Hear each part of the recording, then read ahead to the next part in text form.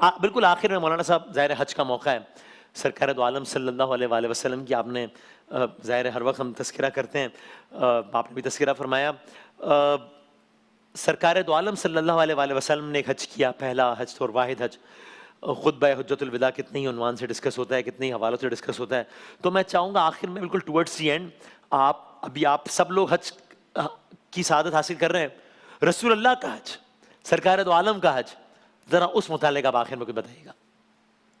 جی 8 ہجری میں مکہ فتح ہوا تھا اور 10 ہجری میں حضور مکرم صلی اللہ علیہ وآلہ وسلم حجۃ الوداع کے لیے تشریف لائے، یہاں پر حج کے تمام اعمال اور ارکان کو انجام دیا اور تعلیم فرمایا کہ حج کرنا کیسے، اور گویا اسلام کا پورا خلاصہ اپنے خطبات کے ذریعے سے حضور مکرم نے پہنچا دیا۔ چونکہ حضور بھی جانتے تھے اور انہوں نے بعض کلمات کے ذریعے سے اظہار بھی فرما دیا تھا کہ اب ان کے وصال کا وقت قریب آ چکا ہے، لہذا صحابہ کرام حضور کو دیکھتے تھے اور گریہ فرماتے تھے، اور حضور مکرم نے وہ مشہور و معروف خطبہ حجۃ الوداع کا میدان عرفات میں ارشاد فرمایا کہ جس کے چند فقرے تو ہر مسلمان کو یاد ہیں کہ کسی کالے کو گورے پر اور کسی گورے کو کالے پر، کسی عربی کو اجمی پر، کسی اجمی کو عربی پر کوئی فوقیت حاصل نہیں ہے۔ ان اکرمکم، یقیناً جو تم میں زیادہ معزز اور محترم ہے اللہ کی بارگاہ میں وہی ہے کہ عند اللہ اتقاکم، جس کا تقوی سب سے زیادہ ہے۔ لیکن کچھ اور بھی فقرے تھے جو ہمارے یہاں شاید کم معروف ہیں اور بڑی اہمیت کے حامل ہیں۔ حضور نے فرمایا کہ اتقوا اللہ فی النساء، تم اپنی عورتوں کے بارے میں اللہ سے ڈرو، اور پھر فرمایا کہ تم اللہ کے نام پر انہیں اپنے لیے حلال کرتے ہو، کیونکہ جو اسلام میں نکاح کا جو شریعت کا طریقہ ہے وہ اللہ سبحانہ وتعالیٰ کی عطا کردہ شریعت اور بھیجی ہوئی شریعت سے، تو حضور نے فرمایا کہ تم عورتوں کے بارے میں اللہ سے ڈرو کہ ان پر کوئی ظلم نہ کرو، اور پھر فرمایا کہ کیا تم یہ سب گواہی دیتے ہو کہ جو حق رسالت تھا وہ میں نے ادا کیا، اور سب بار بار کہتے تھے کہ یا رسول اللہ ہم گواہی دیتے ہیں، یا رسول اللہ ہم گواہی دیتے ہیں، اور حضور نے بلا تشبیہ اپنی انگشت شہادت کو آسمان کی طرف بلند کیا اور کہا پروردگار تو گواہ رہنا، تو گواہ رہنا، تو گواہ رہنا۔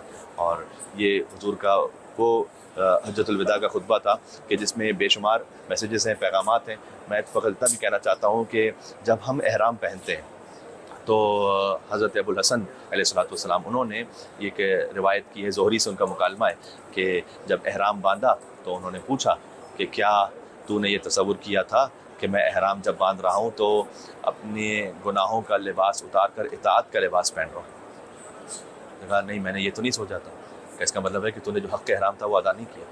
کہا پھر جب تو نے تلبیہ پڑھا اور کہا لبیک پروردگار میں حاضر ہوں، میں حاضر ہوں، تو کیا تو نے یہ نیت کی تھی کہ اب میری زبان سے فقط وہ جاری ہوگا کہ جو اللہ کی اطاعت میں ہے؟ کہ میں نے تو یہ نہیں سوچا تھا۔ کہ پھر تو نے حق تلبیہ ادا نہیں کیا۔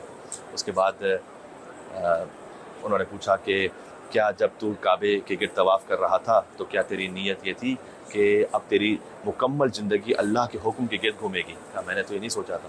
کہ اس کا مطلب یہ ہے کہ تو نے حق طواف کو ادا نہیں کیا۔ کہا کیا جب تو نے صفا مروہ کے درمیان صحیح کی تھی تو تو سوچ رہا تھا کہ میں دنیا اور آخرت کے درمیان دوڑ رہا ہوں یا خوف اور امید کے درمیان دوڑ رہا ہوں؟ کہ میں نے تو یہ نہیں سوچا تھا۔ کہ بس تو نے پھر صحیح کا جو حق تھا وہ ادا نہیں کیا۔ دیکھیں ان سب چیزوں کا ایک ظاہر ہے، اور وہ یقیناً ظاہر پر ہمیں تمام شرعی معاملات کو، مسائل کو دیکھتے ہوئے اس پر عمل بھی کرنا ہے، لیکن اس کا ایک باطن بھی ہے، اور وہ مومنین مسلمان کے جو حج پہ تشریف نہیں بھی لا سکے وہ بھی ایک سنت کو انجام دیتے ہیں۔ وہ طواف تو نہیں کر سکتے اپنے وطن سے، وہ صحیح تو نہیں کر سکتے، لیکن قربانی تو کرتے ہیں نا۔ قربانی کیا ہے؟ اپنی زندگی کے اسماعیل کو قربان کر دو، یہ ہے قربانی۔ حضرت ابراہیم علیہ السلام نے اسماعیل کو قربان کیا تھا۔ ہر ایک کی زندگی کا اسماعیل کوئی نہ کوئی ہے، کہیں میرا اسماعیل میری شہرت ہے، کہیں میرا اسماعیل میری دولت ہے، کہیں میرا غرور ہے، تکبر ہے۔ اپنی زندگی کے اسماعیل پر جو چھری پھیر دے بس سمجھ لیجئے کہ اس نے سنت ابراہیمی کو مکمل کر دیا اور فالو کر دیا۔ اللہ سبحانہ وتعالیٰ ہمیں توفیق عطا فرمائے۔ حضرت ابراہیم علیہ السلام کے لیے آیت اللہ تعالیٰ نے قرآن میں کہا فلما بلغ معه السعي قال يا بني اني ارى في المنام اني اذبحك فانظر ماذا ترى قال يا ابت افعل ما تؤمر ستجدني ان شاء الله من الصابرين۔ انشاءاللہ مجھے صبر کرنے والوں میں سے پائیں گے۔ جب اسماعیل علیہ السلام سے خواب بیان کیا گیا تھا کہ بیٹا میں آپ کو ذبح کر رہا ہوں، فلما اسلما، جب دونوں سر تسلیم خم ہو گئے۔ حج کا پورا فلسفہ یہ ہے کہ تسلیم ہو جاؤ اللہ کی بارگاہ میں۔ جو اللہ کی بارگاہ میں اپنے آپ کو جھکا دیتا ہے اللہ دنیا کے سامنے اس کو اٹھا دیتا ہے۔ جناب بہت شکریہ، بہت شکریہ مولانا کمل مہدی صاحب، اللہ تعالیٰ حج قبول فرمائے انشاءاللہ، بار بار آپ کو جانا نصیب فرمائے، بہت نوازش۔